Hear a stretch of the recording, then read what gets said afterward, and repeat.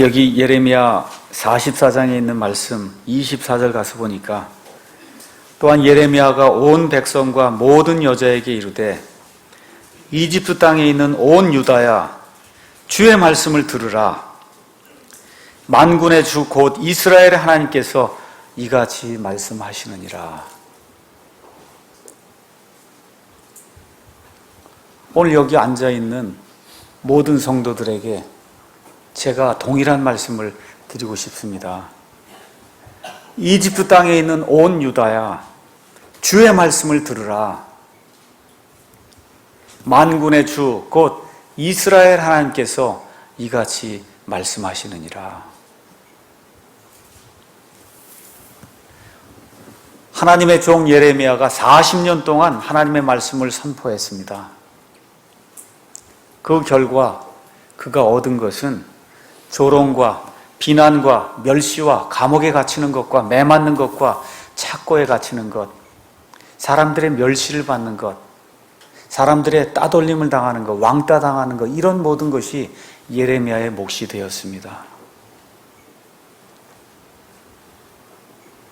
자기 눈앞에서 바빌론 군대들이 자기가 사랑하던 그 예루살렘 거리에 많은 사람들을 죽이고 아이들을 죽이고 노인들을 죽이는 것과 같은 일을 직접 눈으로 목도하는 가운데 여기 남아있는 이 소수의 사람들, 가난하고 피폐하고 황폐하고 아무것도 있지 않은 이 사람들 위해서 내가 내 삶을 써야 되겠구나 라고 생각하고는 자기가 가장 원치 않던 이집트에까지 내려가서 하나님의 말씀을 대언하는 그와 같은 대언자의 모습이 이 안에 기록되어 있습니다.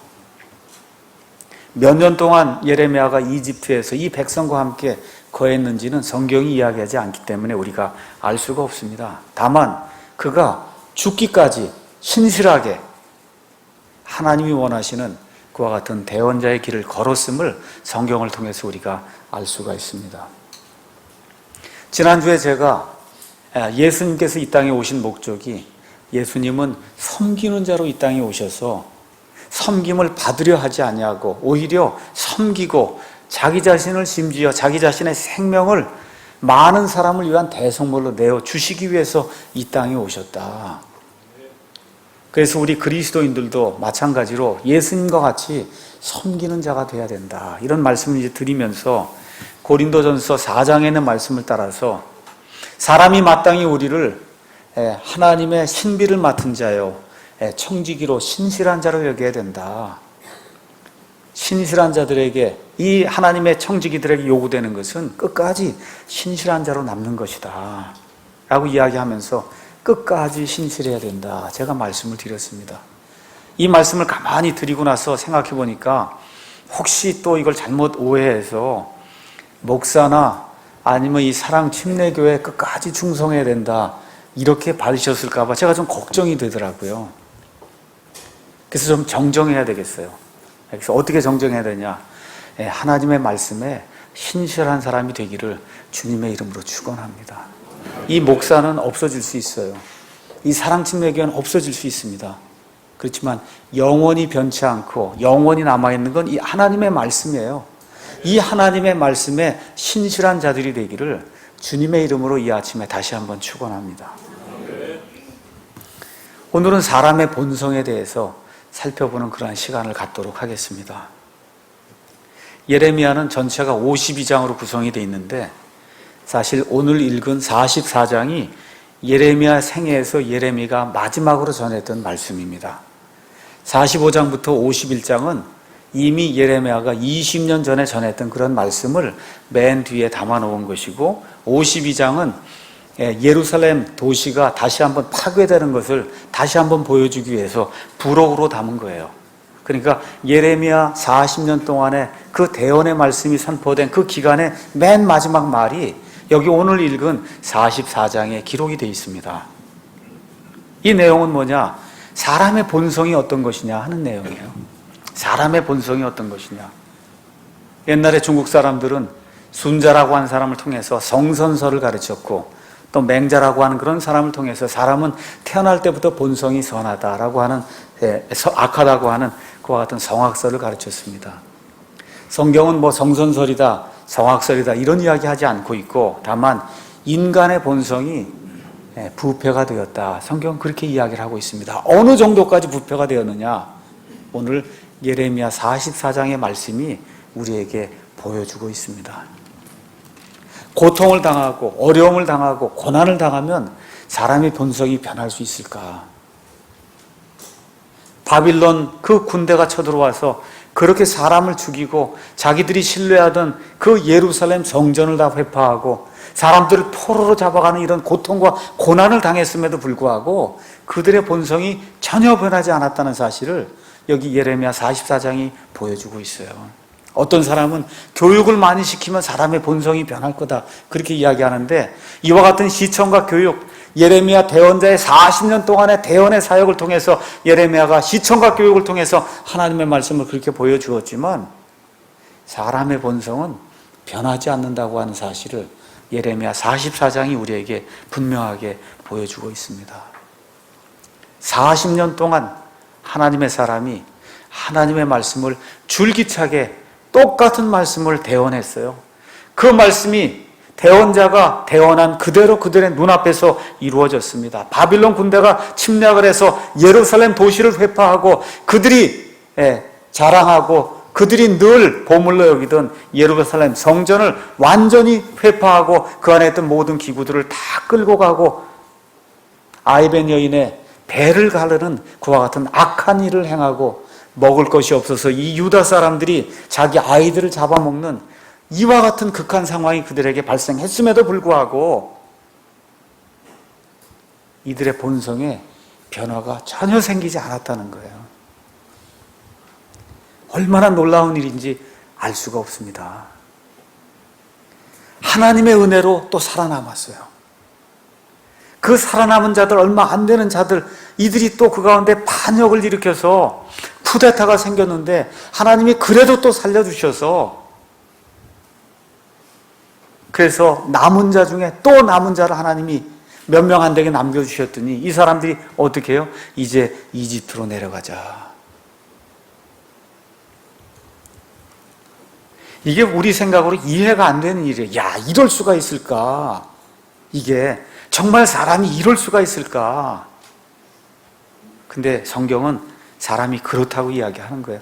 저와 여러분이 그렇다고 이야기하는 겁니다. 여기 있는 목사도 똑같다고 성경이 이야기하는 거예요. 이럴 수가 있는가가 그 유다인들에게만 적용이 되는 게 아니라 여기 앉아있고 여기 말씀을 선포하려고 서 있는 저와 여러분이 바로 그런 사람이라고 성경이 우리에게 이야기하고 있는 겁니다.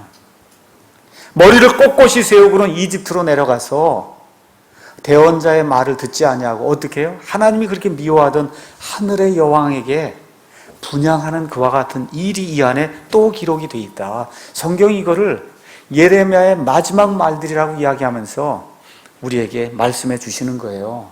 이 44장에서 다시 한번 마지막으로 하나님의 경고가 주어지지만 이 이집트 땅에 들어갔던 그 사람들의 대부분이 하나님의 경고를 무시하고 결국은 이집트 땅에서 칼과 기근과 역병에 죽는 그와 같은 내용이 이 안에 기록이 되어 있습니다. 다시 말씀드리면 할 말이 없어요. 더 이상 할 말이 없어요. 그러니까 하나님도 대언을 그치시는 거예요. 이제 끝이에요. 예레미야 입에서 나온 말이 이걸 다 끝이에요. 하나님의 대언이 끝이 나게 됐다. 그래서 오늘은 인간 본성의 끝은 어디인가라는 그런 제목을 가지고 저와 여러분이 어떠한 사람들인가 한번 살펴보는 그런 시간을 좀 갖도록 하겠습니다. 1절에서 14절에 있는 말씀은 결국 결코 배우지 못하는 자들이 있다. 이걸 우리에게 보여주는 겁니다. 44장 1절에 하나님의 최종 경고의 권고의 말씀이 그 안에 기록이 되어 있습니다. 이집트 땅에 거하는 모든 유대인들, 자기의 모든 고향을 떨쳐버리고 도저히 살 수가 없어서 지금 이집트 땅 우상 숭배하는 그 이집트 땅에 내려가 있는 그 모든 유대인들, 그 사람들에게 대하여 예레미야가 임한 하나님의 말씀이라 이렇게 이야기하면서 2절, 3절, 4절, 5절 쭉 이야기하면서 예레미야는 이집트로 내려간 그 유대인들이 결코 잊을 수 없는 그 한 가지 사건을 다시 한번 끄집어내고 있습니다. 그건 뭐냐? 예루살렘의 멸망을 기억하라는 거예요. 너희가 직접 눈으로 보지 아니하였느냐. 2절 제가 읽겠습니다. 만군의 주 곧 이스라엘 하나님이 이같이 말하노라. 너희는 내가 예루살렘과 유다의 모든 도시에 내린 모든 재앙을 보았느니라. 너희가 직접 보지 아니하였느냐. 그런데 너희가 고통과 고난은 당했으면서도 그 이유는 제대로 알지 못하는구나. 내가 다시 한번 가르쳐 주마 라고 이야기하면서 이 고통과 고난과 압제와 핍박과 포로 생활이 생긴 그 이유가 뭐냐? 첫째는 너희가 우상을 숭배하기 때문이다. 우상 숭배하기 때문이다. 내가 다시 한번 이야기한다. 나 외에 다른 신을 섬기지 말라고 하는데 너희가 우상을 섬기기 때문에 이와 같은 악한 일이 생겼다.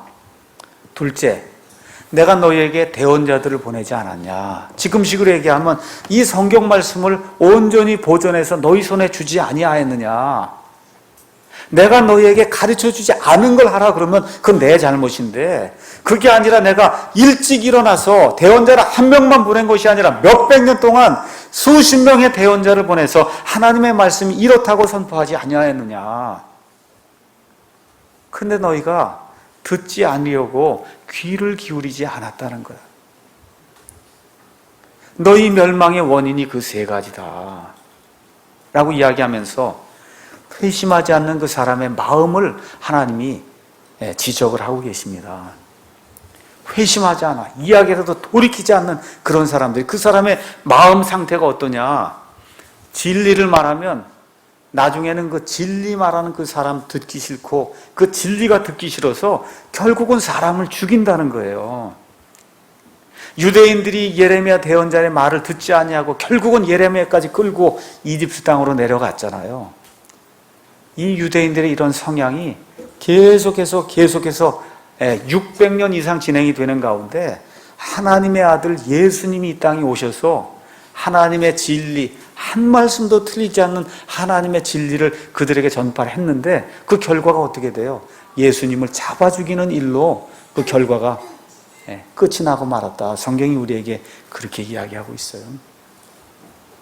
회심하지 않고 우상 숭배하고 종교 생활하면 진리가 전달이 될 때 그 진리를 들으려 하지 아니하고 어떻게 해요? 결국은 진리를 전하는 그 사람까지 죽인다는 거예요.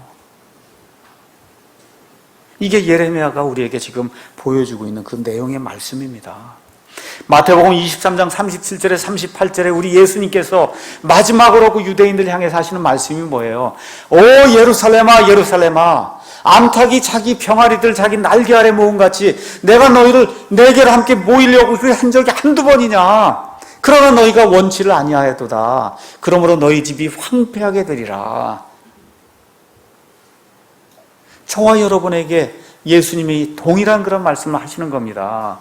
예수님의 이 말씀이 끝난 이후에 하나님께서 다시 한번 이스라엘 사람들을 사랑하셔서 스데반이라고 하는 훌륭한 하나님의 이 말씀 선포자를 통해서 이 이스라엘 백성이 다시 한번 하나님께로 돌아올 수 있는 그런 기회를 사도행전 6장 7장에서 주고 계십니다. 유대인들이 들으려고 하지 않습니다. 하나님께서 사도행전 7장에 스데반을 통해서 유다의 백성들이 지금까지 해왔던 그런 일들을 딱 요약을 해주시는 거예요. 그 요약의 말씀이 뭐냐? 너희를 위해서 내가 아브라함을 택하고, 그래서 아브라함의 씨로 너희를 택하고, 그 다음에 요셉을 통해서 너희가 이집트 땅에서 기근을 면하고 살 수 있도록 해주고, 또 모세를 보내서 너희를 이집트 땅에서 건져내서 가나안 땅으로 보내고, 그 이후부터 지금까지 예수님을 잡아 죽이는 이 시점에 이르기까지 너희가 행한 일이 뭐냐? 반역하고 반역하고 반역하고 반역한 거, 그거 외에는 너희가 행한 것이 아무것도 없다라고 스데반이 유대인들에게 그들의 지난 몇천 년 동안 과거 일을 딱 요약을 해서 이야기해 주니까 말을 듣습니까? 안 들어요. 어떻게 귀를 꽉 막고는 마음이 상해서 돌을 집어들고 이 스데반을 죽이는 그런 일이 사도행전 7장에 기록이 되어 있습니다. 저와 여러분이 마음을 이렇게 딱딱하게 먹기로 작정을 하면 아무도 구해줄 수가 없어요. 누가 와서 이야기를 해도, 예수님이 이야기해도 듣질 않는데 누가 이야기를 하면 듣겠습니까? 지금 예레미야 대언자가 1년, 2년이 아니라 40년을 하나님의 말씀을 선포해도 안 들어요. 안 듣습니다. 그러니까 하나님께서 질문하는 거예요. 7절에서 10절에 왜 너희 혼을 해하려고 하면서 다 죽으려고 그러냐 너희가. 하나님 직접 말씀하시는 거예요. 왜 너희가 이방 땅에까지 와갖고 포로가 되어 수치거리가 되려고 그러느냐. 도대체 너희가 지금까지 행했던 그 너희의 그 사악한 행위들 너희가 다 잊었느냐. 하나님이 지금 그렇게 이야기하는 겁니다. 혹시 이와 같은 그 하나님의 말씀이 오늘 아침에 말씀을 전하는 저나 여기 앉아있는 우리 성도들에게 해당이 되는 것은 아닌가. 저와 여러분이 좀 깊이 생각을 좀 해봐야 될 것 같습니다. 디모데후서 3장에 가서 보니까 말세에 일어날 그와 같은 일들을 이 사도 바울이 기록을 쭉 이야기하면서 말세의 마지막 날들의 위험한 때가 이른다. 이 얘기를 쭉 이야기하면서 7절, 6절, 7절, 8절에 가면서 그때 나타나는 어떤 사람들이 있다는 거예요. 어떤 사람들이 있느냐. 이러한 부류 중에 슬그머니 집으로 들어가 미련한 여자들을 포로로 사로잡는 자들이 있는데 이런 여자들은 죄들로 눌려있고 여러 가지 욕심에 이끌려 7절 항상 배우나 결코 진리를 아는 데 이르지 못하느니라. 이것도 읽고 자매님들만 그런가 보다 이렇게 생각하시면 안 돼요. 여기 가서 보니까 뭐라 그래? 항상 배우는데 결코 진리를 아는 데 이르지 못하는 자들이 있다는 겁니다. 이거 얼마나 무서운 말씀이에요. 어느 때 특히 그렇다 그래요? 마지막 때에. 항상 무언가를 배운다고 배우러 다니는데 나중에 이걸 까놓고 나니까 진리를 아는 데는 이르지 못했다는 거예요. 이게 얼마나 엄중한 말씀이에요. 예레미야가 지금 40년 동안 하나님의 말씀을 가르쳤는데 어때요? 결코 배우지 못하는 자들이 있다는 겁니다.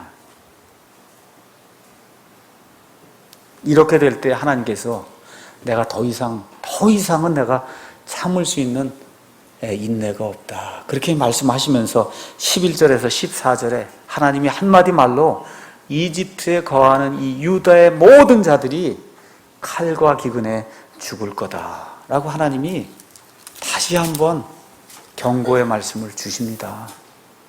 근데 참 감사한 것은 우리 하나님이 긍휼을 또 베풀어 주시는 거예요. 또 어떻게 베풀어 주시냐. 14절에 도피하는 자들 외에는 아무도 유다 땅으로 되돌아가지 못하리라. 그러니까 어떤 사람들이 있다는 거예요? 하나님의 말씀을 결국은 가서 듣고는 도피하는 자들이 몇 명 있다는 겁니다. 그 사람들 하나님이 살려주신다는 거예요. 바라기는 저와 여러분이 지금까지 어떤 일을 했다, 어떤 죄를 지었든지 이집트 땅 어디에 거하였든지 상관없이 도피해서 하나님이 원하시는 가나안 땅에 다시 정착하는 저와 여러분이 되기를 주님의 이름으로 축원합니다. 이집트 땅에 살고 있던 그 유다 백성들, 그 인간 본성의 종결자다. 인간 본성의 종결자. 요새 많이 나오죠, 종결자. 인간 본성에 대해서 얘기하면 이 사람들이 종결자예요. 지금 어떻게 얘기해요? 하나님께서 이와 같은 말씀을 대언자를 통해서 이야기해 주니까 들어야 될 텐데 16절에 가서 뭐라 그래요? 내가 말하는 말은 내가 듣지 아니하겠다고 지금 선포하는 그런 내용이 그 안에 기록이 되어 있습니다. 16절 내가 주의 이름으로 우리에게 이른 그 말에 관하여는 우리가 내 말에 귀를 기울이지 아니하리라. 그래요. 귀를 기울이지 않는 것까지는 좋은데 그 다음에 뭐라 그래? 17절에 뭐라고 얘기해요? 우리 입에서 나간 그 말을 우리가 시행할 텐데 어떻게 할 거냐? 우리가 과거에 우리 조상들이 이 예루살렘에서 섬기던 그 하늘의 여왕, 음란한 신, 번영을 가져준다고 하는 그런 신, 이 다산의 신, 번영의 신, 물질주의의 이 신을 우리가 이 이집트 땅에서 하나님 대신 섬기겠다라고 지금 하는 내용이 이 안에 기록이 되어 있습니다. 그러면서 뭐라고 이야기하느냐? 17절에 유다의 도시들과 예루살렘의 거리들에서 행하던 대로 하늘의 여왕에게 분향하고 그 여왕에게 음료 헌물을 우리가 부으리라. 뭐라고 얘기해요? 그 다음이 중요합니다. 그때에는 그렇게 이방신들을 섬기던 때에는 우리가 양식을 풍성히 소유하고 일이 잘 되어 아무 재난도 보지 아니하였으나 우리가 하늘의 여왕에게 분향하고 그 여왕에게 음료 헌물 붓는 일을 그만둔 뒤부터는, 우상 숭배를 그만둔 뒤부터는 우리에게 모든 것이 부족하고 우리가 칼과 기근으로 소멸되었느니라. 이게 무슨 얘기냐? 요시아라고 하는 그런 경건한 왕이 나타나서 그들이 섬기던 그런 우상단지들을 완전히 회파하고 하나님께로 돌아가야 되겠다고 개혁을 하기, 그 전까지는 먹고 사는 게 풍부하고 모든 게 좋았는데 개혁을 하고 나니까 오히려 사는 것이 피폐해졌다. 지금 그 얘기를 하는 거예요. 예수님을 믿기 전에는 그 타락해서 살던 그런 모든 게 너무너무 좋았는데 예수님 믿고 나니까 이 삶이 너무 단조롭고 이 사는 게 이게 뭐냐, 지금 그 얘기를 하는 겁니다.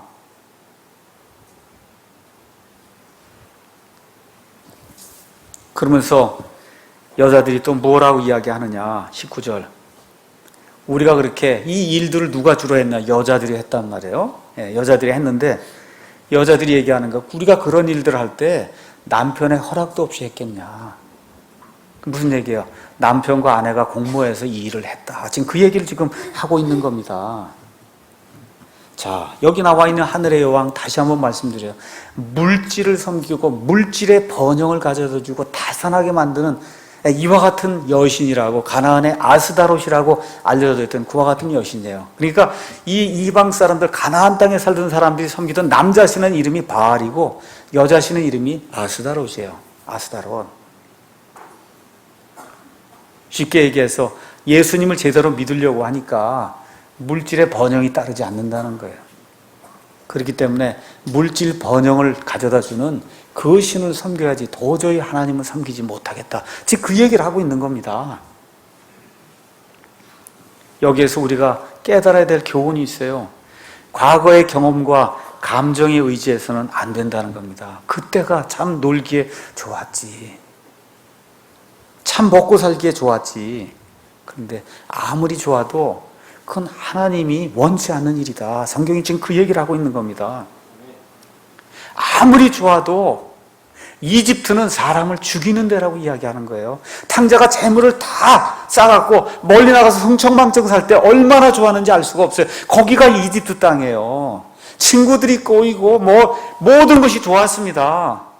근데 나중에 알고 보니까 거기가 어디예요? 거기가 사람을 죽이는 이집트 땅이었다라는 걸 탕자가 깨닫게 된 겁니다. 마귀가 우리에게 다가오게 될 때는 꼭 눈을 통해서 다가와요. 눈을 통해서. 그래서 첫사람 아담과 이브를 속일 때에도 너희가 이 선과 악을 알게 하는 이 나무에서 나는 것을 먹는 날엔 너희 눈이 밝아져서 너희가 신들과 같이 된다. 이 말을 딱 이브가 듣고 나서 선악과를 보니까 그 이전과 달리 보인 거예요. 선악과가 어떻게 보였어요? 먹기에 좋고 눈으로 보기에 아름다우며 사람을 지혜롭게 할 만큼 탐스러운 그런 과실로 그 선악과가 보이게 되니까 어떻게 딱 따먹은 겁니다.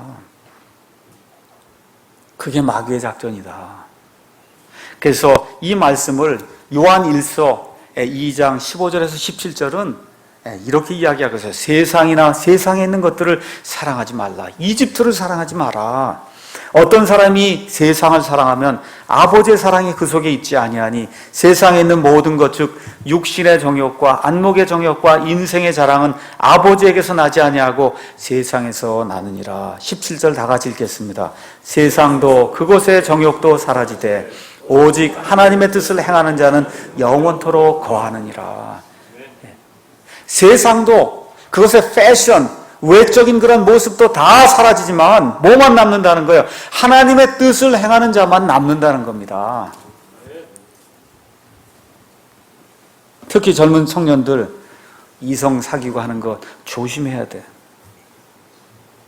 왜 그래요? 세상의 외형은 다 사라져요. 제가 이번에 하와이를 아마 4번인가 5번째 아마 간 것 같습니다. 비행기 타고 가는 순간부터 빨리 집에 와야 되겠다. 왜 그래요? 가면 맨날 똑같은 거예요. 할 수 없이 가는 거예요, 그게.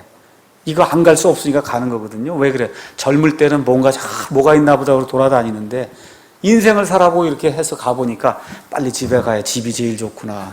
아무 소용이 없어요. 집이 제일 좋구나. 그런 생각만 드는 겁니다, 이게. 둘째, 우상을 숭배하면 판단이 흐려져요. 무슨 얘기예요? 이들의 멸망의 원인이 뭐예요? 우상 숭배죠. 근데 지금 뭐가 문제래요? 하나님 섬기는 게 문제라 그러잖아.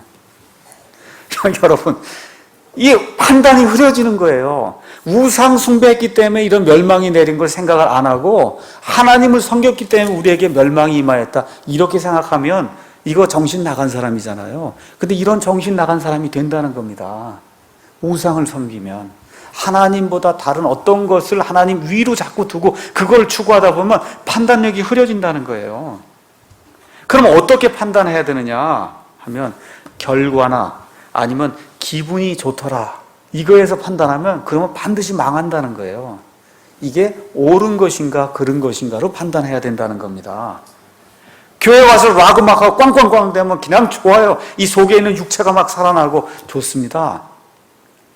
그 좋은 것으로 판단하면 안 돼요. 하나님이 미워하는 거예요. 마귀의 음악이에요. 마귀의 음악.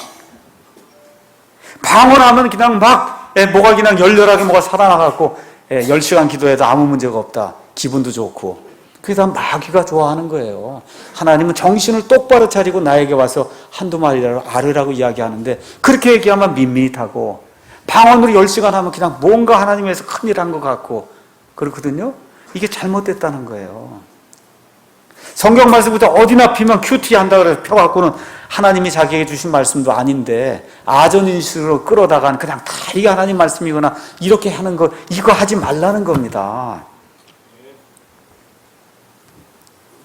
잠언 14장 12절 가서 보니까 어떤 길은 사람이 보기에 좋은 길로 보이는데 그것의 끝은 사망의 길들이니라 그렇게 이야기하는 그런 길이 있다는 거예요. 사람의 눈에 보기에는 굉장히 좋게 보이고 아름답게 보이고 탐스럽게 보이는데 그것의 끝은 사망의 길들이니라. 어디로 가든지 다 사망이라는 거예요. 죄의 삭은 그래서 사망이라고 성경이 우리에게 이야기를 하는 겁니다. 그래서 저와 여러분이 스스로 내 자신이 죄를 택하면 하나님의 인내에 한계가 온다는 사실을 꼭 기억을 하셔야 돼요. 그래서 하나님이 뭐라고 얘기해요? 너희가 지금 너희가 좋다고 하는 걸 추구하는데 한번 두고 보자. 27절에서 28절 보라.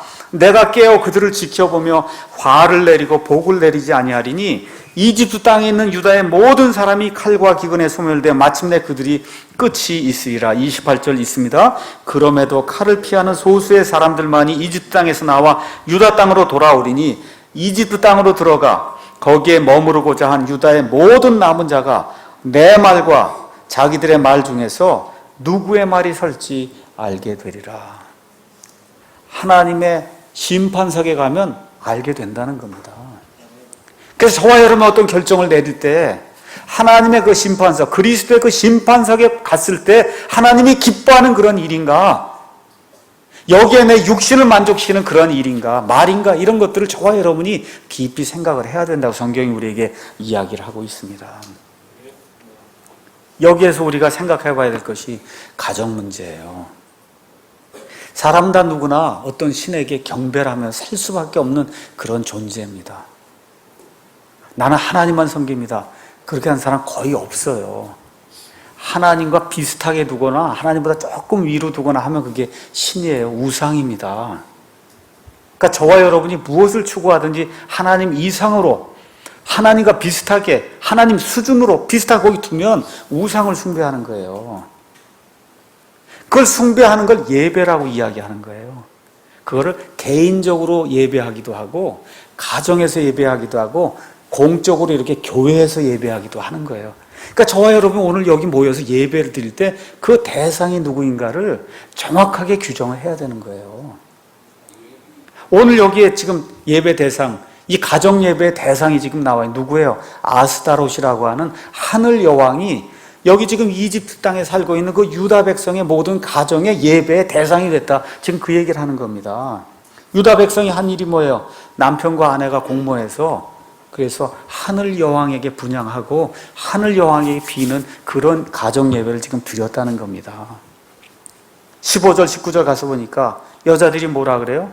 우리가 이렇게 우상 숭배하는 거 우리 남편들이 다 허락한 거다. 남편들 몰래 우리가 그랬겠냐. 남편들이 영적 리더십을 발휘하지 못하자 여자들이 영적 리더십을 발휘하면서 어떻게 돼요? 아이들까지 동원하는 거예요. 이 하늘 여왕은 이미 예레미야 7장 18절에 또 나와 있습니다. 뭐라 그래요? 빵을 반죽하는데 애들 다 데려다가 빵을 반죽하는 거예요. 이 부인들이 애들 다 데려오고, 야 가서 나무까지 주워와라. 그 주워와야 불 때니까 애들까지 다 동원해서, 그래갖고 온 가정이 지금 공모를 해서 지금 하나님이 아닌 하늘의 여왕을 지금 숭배하는 그런 내용이 이 안에 기록이 되어 있습니다. 그러니까 저와 여러분이 아이들 낳고 이 땅에서 생육하며 번성하라고 한 하나님의 말씀에 따라 이 삶을 살고 있습니다. 아이들까지 우상 숭배하는데 끌어들여서는 안 된다는 거예요. 엄마 아빠가 성경을 좋아하느냐, TV를 좋아하느냐, 이거에 따라서 아이들이 달라지는 거예요. 아이들까지 끌어들이지 말라 그 얘기입니다. 집에서 책 읽고 설교 말씀 듣고 성경 공부하고 성경을 읽고 경건서적도 읽고, 가정에서 이 그리스도인의 그런 삶을 나누기 위해서 이러한 것들에 대한 모범을 보여야, 그래야 아이들도 따라가지 않겠냐. 지금 성경이 그 이야기를 해주는 겁니다. 사실 저도 굉장히 이 일에 대해서 부끄러운 점이 많아요. 성경이 이야기하기 때문에 제가 말씀드리는 겁니다. 성경의 표준을. 저는 성경이 원하는 그 표준만큼 하지 못하지만 하나님이 그 말씀을 하라고 제게 주시기 때문에 제 말을 하는 거예요. 주일에 교회 오는 거 여러분 기쁘게 생각하십니까? 주일 아침에 일어나시면 교회 가는 게 기쁘세요? 아이들이 그 기쁜 모습을 봐야 돼요. 아유, 벌써 일주일이 됐네, 이거 또 가야 되는구나, 이렇게 얘기가 나오면 아이들도 그렇게 되는 겁니다. 그게 아니고 옷을 갈아입고 치장을 하고 기쁜 마음으로 차를 타고 나서면 아이들도 주일날 가서 하나님께 예배드리는 거 이렇게 기쁜 일이구나, 아이들이 배우는 겁니다. 말씀 인도에 참여하고 기도하는 거 참여하고 우리가 죄를 회개해야 될 때 회개하는 그런 모습을 아이들에게 보이고, 정말 일이 어려울 땐 금식해야 될 그런 일이 생길 때 부모가 금식하는 그런 모습을 아이들에게 보이고, 희생과 섬김으로 하나님을 섬기는 그런 모습을 저와 여러분이 보이게 될 때 아이들도 따라하는 거예요. 그래서 가능하면 같이 모여서 성경도 읽고 기도하는 그런 삶을 살라고 성경이 우리에게 이야기하고 있는 겁니다. 현 시대가 너무 바삐 살고, 아이들도 그렇고 부모들도 그렇고 밖에 나갔다 들어오면 너무 늦고 이러다 보니까 사실은 가정에서 같이 성경 읽고 기도하고 하는 그런 시간을 갖지 못하는 게 그게 대부분의 사람들의 현실입니다. 저 역시도 마찬가지입니다. 그래서 우리가 지금 추구하는 그런 예배의 형태가 뭐예요? 주일만큼은 우리 온 가족이 같이 와서 아이들 옆에 두고 같이 예배 드리자는 거예요. 우리의 이 공간이 허락하는 한은 아이들과 함께 같이 예배드리고 아이들과 함께 같이 찬송하고 같이 기도하고 같이 말씀 듣고 끝난 다음에 같이 말씀에 대해서 이야기하는 그러한 걸 우리가 한번 추구해보자고 지금 이렇게 예배를 드리는 겁니다. 이 모든 것을 바라기는 남편이 리드하고 우리 부인들이 협조하는, 그래서 온 가정이 올바른 분을 예배하는 그런 온 가정이 되기를 주님의 이름으로 축원합니다. 그래서 여호수아 24장 14절에서 15절 가서 보면 여호수아가 죽기 전에 마지막으로 지금 유언의 말씀을 이스라엘 백성에 주는 그 내용이 그 안에 기록이 되어 있습니다. 여호수아가 24장 14절 말씀에 이렇게 이야기하고 있습니다. 죽기 전에 주는 말이에요. 그러므로 이제 주를 두려워하며 여호와 하나님을 두려워하며 성실함과 진실함으로 그분을 섬기라. 너희 조상들이 강 저편과 이집트에서 섬기던 다른 신들을 제거하고 너희는 여호와 하나님만을 섬겨라. 15절 다 같이 읽겠습니다. 만일 주를 섬기는 것이 너희에게 나쁘게 보이거든 너희 조상들이 강 저편에서 섬기던 신들이든지 혹은 너희가 거하고 있는 땅에 아모리 족속의 신들이든지 너희가 섬길 자를 너희를 위해 이날 택하라. 그러나 나와 내 집으로 말하건대 우리는 주를 섬기겠노라. 지금 여호수아가 얘기하는 거예요. 하나님 섬기는 게 나쁘게 보이거든 너희가 섬길 자를 오늘 택해라. 다만 나와 내 집은 여호와 하나님을 섬기기로 작정했다. 우리의 가정이 다른 건 몰라도 섬길 자를 확실한 분을 택하는 그런 가정이 되기를 주님의 이름으로 축원합니다. 특히 우리 남편들이 영적인 리더십을 좀 발휘해서 아내들과 함께 아이들을 바르게 이끄는 이와 같은 영적인 리더가 되기를 주님의 이름으로 축원합니다. 마지막으로 여기서 보여주는 것이 뭐냐? 도피해야 살 수 있다는 거예요. 이집트에서 살 수 있는 유일한 길은 벗어나는 거예요. 도망가는 길뿐이 없다는 겁니다. 이집트가 아무리 많은 물이 있고 많은 곡식이 있고 많은 잡신들이 있고 눈에 보이는 휘황찬란한 것들이 있고 이집트에 내려갔더니 사람들이 보지도 못해도 뭐가 있어요? 피라미드가 있단 말이에요. 이집트에 내려갔더니 예루살렘 이런 상상도 못하던 거기서는 그저 하나님의 성전이 제일 크다 이렇게 생각하고 살았는데 거길 내려갔더니 기자의 피라미드 이런 걸 봤더니 눈이 휘둥그레. 이게 도대체 사람들이 이런 걸 건축할 수 이런 게 있었단 말이에요. 이집트 땅에. 근데 하나님 뭐라 그래요? 그런데 그런 게 있다 그래 거기서 살면 안 된다. 이집트에서는 무조건 도망가는 게 살 길이라는 겁니다.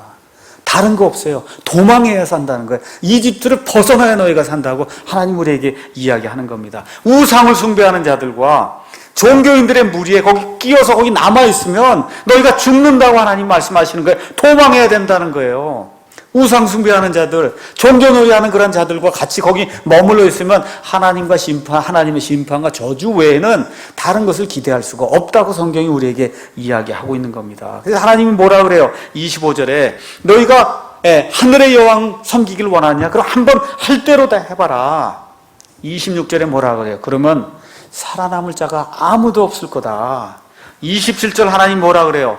지금까지 내가 너희를 내려다보고 너희의 복을 위해서 내가 무엇을 할까 궁리했는데 이제부터 내가 너희를 내려다보며 복이 아니라 화를 내리려고 궁리하고 너희를 멸망시킬 것을 궁리하겠다. 하나님 그렇게 말씀하시는 겁니다. 그들이 망하는 것을 내가 지켜 내려다보겠다고 하나님이 말씀하시면서 맨 마지막에 28절에 그럼에도 칼을 피하는 소수의 사람들만이 이집트 땅에서 나와 유다 땅으로 돌아오리니 이집트 땅으로 들어가 거기에 머무르고자 한 유다의 모든 남은 자가 내 말과 자기들의 말 중에서 누구의 말이 설지 알게 되리라.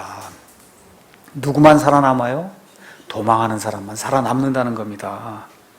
저와 여러분이 이 말세에 이런 사람들이 돼야 돼요. 그래서 이 교회에 모인 것이고 그래서 킹제임스 성경을 잡고 있는 겁니다. 맞습니까? 남들이 무엇라고 이야기해도 우리는 도망한 사람이 돼야 되겠다. 이집트 땅을 탈출한 그런 사람이 돼야 되겠다 하고 이 소수의 사람들이 지금 남아서 어디에? 가나안 땅에 지금 남겠다고 저와 여러분이 이 자리에 남아있는 거예요. 맞습니까? 개혁 성경으로 구원받은 많은 사람도 있어요. 근데 가서 보니까 뭐예요? 한계가 있다 그 얘기예요. 사람이 성장하는데 그 개혁 성경 가지고는 한계가 있어요. 이집트에서 나온 성경이에요. 하나님께 돈 갖다 받더니 하나님이 돈을 축복해 준다고 하는 그런 번영신학, 오순절 은사주의 신학 이런 거 하는 가운데 돈을 얼마나 갖다 바치고 11조 한다고 하면서 이 아스타롯과 바알을 얼마나 많이 섬겼습니까? 오순절 은사운동 한다고 해서 무언가 하늘의 신비한 것을 추구하려고 저와 여러분 가운데 얼마나 많은 사람들이 그 신비주의에 물들어서 인생을 헛되이 보냈습니까? 바른 교리가 없는 가운데 그저 성경을 읽으면 다 큐티로 성경을 읽으니 하나님이 우리에게 주시는 말씀이 무엇인지 알지 못하고 헤매던 때가 얼마나 오래되었습니까? 안 갈 수 없으니까 종교 생활을 해야 되고 이 종교 생활에 그 찌들려서 우리의 삶을 보낸 게 얼마나 오래되었습니까? 근데 하나님께서 오늘날 눈을 뜨게 해주셔서 킹제임스 성경 하나님이 온전하게 보내주신 이 말씀이 있다는 걸 우리에게 알려주시지 않으셨어요? 맞습니까? 그렇죠? 그래서 이제는 올바른 교회를 해야 되겠다고 해서 사람들이 이 소래 예배당에 지금 나와서 하나님께 말씀 읽고 하나님의 말씀을 읽고 말씀을 듣고 이것들을 실천해 보겠다고 저와 여러분이 지금 처음 이런 교회를 하고 있는 거예요. 이런 교회를 해보신 분 있으세요? 저도 처음에 이런 교회를 이런 목사 저도 처음 하는 거예요. 이게 옛날에 몇 번 해봤으면은 이거 이렇게 좀 이끌고 나가야 되겠다 이렇게 하면 좋은데 이런 교회를 저도 처음 해보고 이런 목사를 저도 처음 해보는 겁니다. 여러분도 비슷하시죠? 맞습니까? 그러니까 어떤 일이 생겨요? 자꾸 문제가 생길 수 있고 해보지 않은 일을 하려고 하다 보니까 저와 여러분이 선한 의도를 가지고 여기 나와도 문제가 생길 수 있어요. 이런 문제가 생기니까 이 이집트로 내려갔던 그 유다 사람들 안 되겠다 그러고 다시 이집트로 돌아가면 안 된다는 거예요. 성경이 뭐라 그래요? 이집트로 들어가면 죽는다는 겁니다. 속박의 집이다. 쇠 용광로다. 사람을 얽어매는 데다 왜 거기로 다시 돌아가려고 그렇게 생각하느냐고 성경이 우리에게 이야기하는 거예요. 어떻게 해야 돼요? 어떻게 하든지 가나안 땅에 머물러야 되는 거예요. 여기에 어려움이 있어도 어떻게 하든지 이 킹제임스 성경을 부여잡고 하나님이 주신 이 온전한 말씀을 가지고 어떻게 하든지 우리 후대를 위해서 또 나중에 우리와 같은 그런 교회를 가는 그런 사람들을 위해서 우리가 올바르게 교회를 해야 되겠구나. 올바르게 하나님의 말씀을 제대로 전달해야 되겠구나. 이 하나님의 말씀을 올바로 지키는 그런 사람들이 어떤 형식의 교회를 하는구나. 어떤 형식의 목회를 하는구나. 이런 가운데 하나님의 뜻이 어떻게 이루어지는구나. 이걸 우리 삶 속에서 우리가 한번 증명해 보여야 되겠구나. 이런 생각을 가지고 저와 여러분이 우리의 생각을 내려놓고 이 하나님의 말씀에 우리 자신을 맞추려고 노력을 하면 하나님이 우리와 함께 하실 줄로 믿습니다. 저는 부족한 사람이에요. 여기 우리 교회에 있는 집사 형제님들 다 부족한 사람이에요. 이 세상에 하나님께서 이 성도들을 택하실 때 약하고 부족하고 형편없는 사람들 하나님만 믿습니다 하고 하나님께 무릎 꿇는 그 사람들만 하나님이 하나님의 자녀로 삼아주셨어요. 무슨 능력이 있어요? 없습니다. 무슨 경험이 있어요? 없잖아요. 그러니까 어떻게 해야 되겠어요? 저와 여러분이 머리를 맞대고 서로를 세워주려고 이렇게 노력하면서 이 성경 말씀이 무엇이라고 이야기하느냐, 여기에 우리의 모든 것을 내어놓고 우리의 모든 것은 뒤로 하고 거기에 우리의 것을 맞춰야 되겠다, 이런 마음으로 앞을 향해서 꿋꿋이 나가면 사람이 많지 않습니다. 이 이집트에서 도망한 사람이 몇 안 돼요. 소수라 그러잖아요, 성경 말씀이. 이 소수가 세상을 변화시키는 그런 소수가 될 수 있다고 저는 믿는 겁니다. 여러분도 그렇게 확신하셔야 돼요. 우리 수가 작아도 10년, 20년이 지난 이후에 우리가 세상을 변화시킬 수 있는, 이 한국에 있는 이 교회를 변화시킬 수 있는 그런 소수가 될 수 있다. 저와 여러분이 그런 확신을 가지고 하나님의 교회로 모여야 되는 겁니다. 결론의 말씀 드리겠습니다. 예레미야 17장에 그 결론의 말씀이 나와 있습니다. 예레미야 17장 5절부터 10절에 있는 말씀 제가 읽으면서 설명하겠습니다.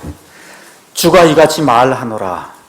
사람을 신뢰하며 육체를 자기 무기로 삼고 마음이 주로부터 떠난 사람은 저주를 받으리라. 예레미야 말씀의 총 결론 얘기하는 거예요. 예레미야의 말씀의 총 결론. 사람을 신뢰하고 육체를 자기 무기로 삼고 마음이 하나님으로부터 떠난 자는 저주를 받는다는 겁니다. 7절. 주를 신뢰하며 주를 소망으로 삼는 사람은 복이 있나니. 우리가 아무리 수가 적어도 상관이 없다는 거. 하나님이 복을 주시면 끝이에요. 네. 어떤 복을, 그런 사람은 어떤 사람이냐? 그는 물가에 심은 나무, 곧 뿌리를 강가로 뻗은 나무 같아서 더위가 오는 때를 보지 아니하며 잎이 푸르고 가무는 해에도 걱정이 없으며 열매 맺는 일을 그치지 아니하리라. 저와 여러분이 이런 사람이 되기를 예수님의 이름으로 다시 한번 축원합니다. 9절 다 같이 읽겠습니다. 마음은 모든 것보다 거짓되고 극도로 사악하니 누가 그것을 알 수 있으려. 저와 여러분이 하나님의 말씀에 기대면서 하나님이 돌이키라고 이야기할 때 돌이키려고 하는 그런 부드러운 마음, 심장을 가지셔야지, 이 이집트로 내려갔던 그 유다 사람들처럼 마음을 딱딱하게 하고 거긴 내려가서도 하늘의 여왕에게 분향하겠다고 이 이방신을 섬긴 그런 마음을 가지면 소망이 없다는 거예요.